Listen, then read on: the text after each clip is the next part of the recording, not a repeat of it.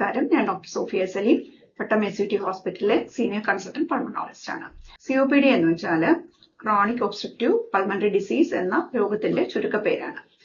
പേര് സൂചിപ്പിക്കും പോലെ ക്രോണിക് ആയിട്ട് ദീർഘനാളത്തെ നോക്ഷ്യസ് സബ്സ്റ്റൻസിന്റെ എന്ന് പറഞ്ഞാൽ നമ്മൾക്ക് ശ്വാസ സംബന്ധമായിട്ട് പ്രശ്നങ്ങൾ ഉണ്ടാക്കുന്ന പദാർത്ഥങ്ങളുടെ എക്സ്പോഷർ കാരണം ശ്വാസനാളത്തിൽ ഉണ്ടാകുന്ന ചുരുക്കമാണ് ക്രോണിക് ഒബ്സ്ട്രക്റ്റീവ് പൾമണറി ഡിസീസിന്റെ ഹേതു. ഈ ക്രോണിക് ഒബ്സ്ട്രക്റ്റീവ് പൾമണറി ഡിസീസ് എന്ന് പറഞ്ഞ അസുഖത്തെ പറ്റി പൊതുവെ നമ്മൾ ആസ്മ എന്ന് പറഞ്ഞാൽ അലർജിയോട് അനുബന്ധമായിട്ടുള്ള എന്തോ കാര്യമാണെന്ന് എല്ലാവർക്കും അറിയാം. പക്ഷെ COPD എന്നാൽ നമ്മൾ ഡയഗ്നോസിസ് പേഷ്യന്റിനെ പരിശോധിച്ചിട്ട് നിങ്ങൾക്ക് COPD ആണെന്ന് പറഞ്ഞാൽ മിക്കവാറും രോഗികൾക്ക് സംശയമാണ്. അവർ ആദ്യമായിട്ടായിരിക്കും കേൾക്കുന്നത് COPD എന്തെന്ന്. അപ്പം അതുകൊണ്ട് COPD എന്ന രോഗത്തെ പറ്റിയുള്ള അവബോധം രോഗികളുടെ ഇടയിലും പൊതുജനങ്ങൾക്കിടയിലും ആരോഗ്യ പ്രവർത്തകർക്ക് ഇടയിൽ അതിന് എന്തൊക്കെയാണ് നമ്മൾ നോക്കേണ്ടത് അത് എന്ന് വെച്ചാൽ അങ്ങനെ ഉള്ള രോഗികളിൽ നമ്മൾ കൊടുക്കുന്ന നൂതനമായിട്ടുള്ള ചികിത്സാ വിധിയെ പറ്റി ഒക്കെ ഡോക്ടേഴ്സിന്റെ ഇടയിലും ആരോഗ്യ പ്രവർത്തകരുടെ ഇടയിലും ഒരു അവബോധം ഉണ്ടാക്കാൻ വേണ്ടിയിട്ടാണ് നമ്മൾ COPD ഡേ ആചരിക്കുന്നത്.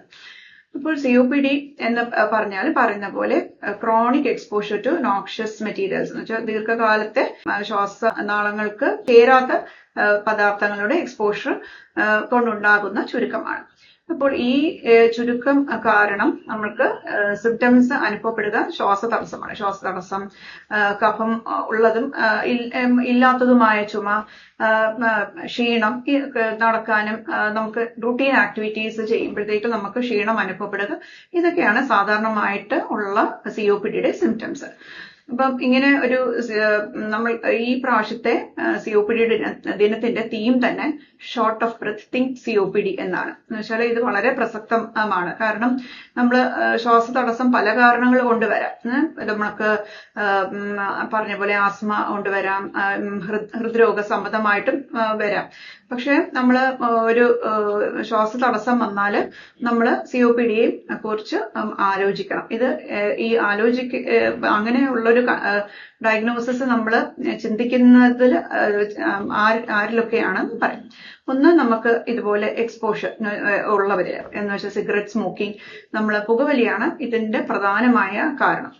എന്ന് വെച്ചാൽ നമുക്ക് വികസിത രാജ്യങ്ങളിലൊക്കെ പുകവലിയാണ് പ്രധാനമായ കാരണം എന്ന് പറയുന്നത്. ഡെവലപ്പിംഗ് കൺട്രീസിലൊക്കെ അറ്റ്മോസ്ഫിയറിക് പൊല്യൂഷൻ ആണ് മേജർ ഒരു റീസൺ ആയിട്ട് പറയുന്നത്.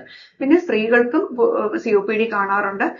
സ്ത്രീകളിൽ പുകവലി പുരുഷന്മാരെ കമ്പയർ ചെയ്ത് നോക്കുമ്പോൾ കുറവാണെങ്കിലും നമുക്ക് ഈ ഡൊമസ്റ്റിക് ഫ്യൂവൽ എക്സ്പോഷർ അതാണ് നമുക്ക് ഈ പ്രോപ്പറായിട്ട് വായുസഞ്ചാരമില്ലാത്ത കിച്ചണില് പാചകം ചെയ്യുന്ന സ്ത്രീകൾക്ക് ഈ പുക പടലങ്ങളൊക്കെ ശ്വസിച്ച് ദീർഘകാലമായിട്ട് വിറകടുപ്പ് യൂസ് ചെയ്യുന്നവർക്ക് COPD ഉണ്ടാകാം. ഇപ്പോൾ പറഞ്ഞ പോലെ ശ്വാസതടസ്സമാണ് ഇതിന്റെ പ്രധാനമായിട്ടുള്ള സിംറ്റം. ഇങ്ങനെയുള്ള സിംറ്റംസ് ഉണ്ടെങ്കിൽ തീർച്ചയായിട്ടും ഡോക്ടറെ കാണേണ്ടതാണ്. നമ്മൾ സ്പൈറോമെട്രി എന്നുള്ള പരിശോധന, പൾമണറി ഫംഗ്ഷൻ ടെസ്റ്റ്, ഇതാണ് നമുക്ക് അതിന്റെ ഡയഗ്നോസ്റ്റിക് ടെസ്റ്റ്. അതിന്റെ കൂടാതെ അനുബന്ധമായിട്ട് എക്സ്റേയും CT സ്കാനും എല്ലാം എടുക്കാം. മറ്റ് ഈ ശ്വാസതടസ്സം വരുമ്പോൾ അത് COPD മാത്രമാകണമെന്നില്ല. മറ്റ് അസുഖങ്ങളെ ഒക്കെ നമ്മൾ അല്ല എന്ന് സ്ഥിരീകരിക്കാനായിട്ടാണ് ബാക്കി മറ്റ് പല ടെസ്റ്റുകളും ചെയ്യുന്നത്. അപ്പോൾ തീർച്ചയായിട്ടും ഒരു സ്പൈറോമെട്രി, പിന്നെ എക്സ്റേ, ഇതൊക്കെയാണ് നമുക്ക് സാധാരണയായിട്ട് നമ്മൾ ഡയഗ്നോസിസിന് ഉപയോഗിക്കുന്ന ടെസ്റ്റുകൾ.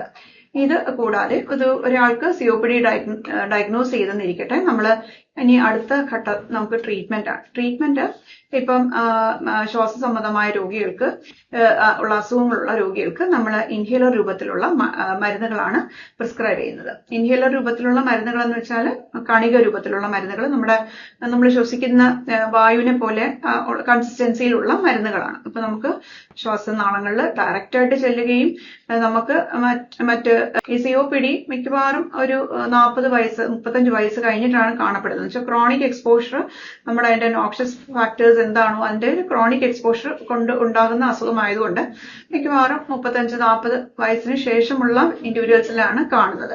അപ്പോൾ നമുക്ക് അവർക്ക് മറ്റ് 40 വയസ്സും 45 വയസ്സ് കഴിഞ്ഞവരിലാണെങ്കിൽ മറ്റ് അനുബന്ധ അസുഖങ്ങളും കാണാം. അപ്പം അതുകൊണ്ട് നമുക്ക് പ്രോപ്പറായിട്ട് ഇവാലുവേറ്റ് ചെയ്യണം അങ്ങനെയുള്ള പേഷ്യൻസിനെ. അത് ട്രീറ്റ്മെന്റ് കണിക രൂപത്തിലുള്ള മരുന്നുകളായതുകൊണ്ട് അവർക്ക് ഏറ്റവും എളുപ്പമാണ് അത് അഡ്മിനിസ്റ്റർ ചെയ്യാനും, അത് ശ്വാസനാളത്തിൽ ഡയറക്റ്റ് എത്തുകയും ചെയ്യും. അപ്പൊ അതുകൊണ്ട് വളരെ സേഫസ്റ്റ് ആയ മരുന്നുകളാണ് ഇൻഹേലർ ഗ്രൂപ്പ് ഓഫ് മരുന്നുകൾ. പലർക്കും ഇൻഹേലർ മരുന്നുകളെ പറ്റി പല തെറ്റിദ്ധാരണകളും ഉണ്ട്. പക്ഷെ ഇതെല്ലാം അസ്ഥാനത്താണ്. തീർച്ചയായിട്ടും വളരെ നമ്മൾ യൂസ്ഫുൾ ആയിട്ടുള്ള ഗ്രൂപ്പ് ഓഫ് ഡ്രഗ്സ് ആണ് പിന്നെ ഈ ഇൻഹേലർ മരുന്നുകൾ. പിന്നെ ഈ ഇൻഹേലർ രൂപത്തിൽ കൊടുക്കുന്നത് ബ്രോങ്കോ ഡയലേറ്റസ് ആണ്. ശ്വാസനാളം വികസിക്കേണ്ട മരുന്നുകളും അതിന്റെ കൂട്ടത്തിൽ നമ്മൾ ഇൻഹേൽ കോർട്ടിക്കോസ്റ്റെറോയിഡ്സ്, അത് വേണ്ട അവസരങ്ങളിലൊക്കെ നമ്മൾ ഇൻഹേലർ കോർട്ടിക്കോസ്റ്റെറോയിഡ്സ് അടങ്ങിയ മരുന്നുകളും കൊടുക്കാറുണ്ട് ഒരു വളരെ ചെറിയ ഫ്രാക്ഷൻ ഓഫ് പേഷ്യൻസിൽ. പിന്നെ നമ്മൾ തീരെ ഇൻഹേലേഴ്സ് ഒന്നും ഉപയോഗിക്കാൻ പറ്റാത്ത രോഗികൾക്ക് നമ്മൾ നെബുലൈസേഷൻസ് പ്രിസ്ക്രൈബ് ചെയ്യാറുണ്ട്. പിന്നെ ഒരു ശ്വാസതടസ്സം ക്രമാതീതമായിട്ട് വന്ന ഓക്സിജന്റെ അളവ് കുറയുന്ന രോഗികൾക്ക് ഓക്സിജനും, പിന്നെ നമുക്ക് ഏറ്റവും ഇമ്പോർട്ടന്റ് ആണ് പൾമണറി റീഹാബിലിറ്റേഷൻ. റീഹാബിലിറ്റേഷൻ എന്ന് പറഞ്ഞാൽ നമുക്ക് ഈ COPD വന്ന പേഷ്യൻസിന് മിക്കവാറും അവർക്ക് വ്യായാമവും ഒക്കെ കുറവായിരിക്കും. അവർക്ക് കുറച്ച് നടന്നാൽ ശ്വാസതടസ്സം ഉണ്ടാകും. അപ്പൊ അതുകൊണ്ട് പ്രോപ്പറായിട്ട് വ്യായാമ മുറകൾ അവരെ പരിശീലിപ്പിക്കുന്നതാണ് ഫിസിക്കൽ റീഹാബിലിറ്റേഷൻ. അപ്പം ഫിസിക്കൽ റീഹാബിലിറ്റേഷൻ വളരെ ഒരു ഇമ്പോർട്ടന്റ് ആയിട്ടൊരു സാധനമുണ്ട് COPD ട്രീറ്റ്മെന്റിൽ. പിന്നെ എല്ലാ ശ്വാസകോശ രോഗങ്ങളെയും പോലെ ഇതിനും ഏറ്റവും ഫലപ്രദമാകുക നമുക്ക് വാക്സിനേഷൻസ് ആണ്. നമ്മൾ ഫ്ലൂ വാക്സിനേഷനും ന്യൂമോണിയ വാക്സിനേഷനും കൊടുക്കുക വഴി നമുക്ക് ഇൻഫെക്ഷൻ കാരണം നമുക്ക് അസുഖം മൂർച്ഛിക്കുന്നത് ഒരു പരിധിവരെ തടയാൻ പറ്റും. അപ്പോൾ നമുക്ക് ഈ COPD ദിനത്തിൽ എല്ലാവർക്കും കൈകോർക്കാം. ഞാൻ പറഞ്ഞതുപോലെ നമുക്ക് ഡെവലപ്പിംഗ് കൺട്രീസിൽ pollution one of the main reasons ആണ് ഫോർ COPD.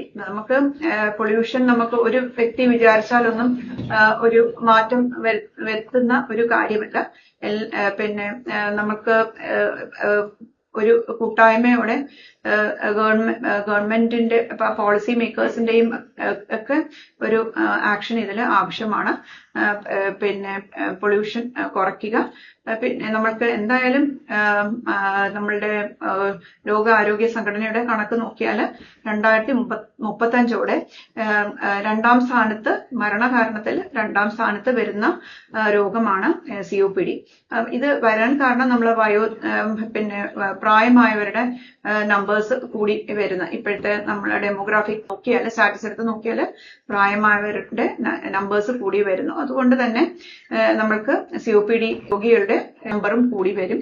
അതിന്റെ കൂട്ടത്തിൽ നമുക്ക് പൊല്യൂഷനും ബാക്കി ഫാക്ടേഴ്സും എല്ലാം അധികമായിട്ട് വരുന്നുണ്ട്. അതുകൊണ്ട് തീർച്ചയായിട്ടും ഈ COPD ദിനത്തിൽ ഇത് പ്രിവെന്റ് ചെയ്യാനും COPD വന്ന രോഗികളുടെ പ്രശ്നങ്ങൾ പരിഹരിച്ച് പോകാനും എല്ലാവരുടെയും കൂട്ടായ്മ ആവശ്യമാണ്.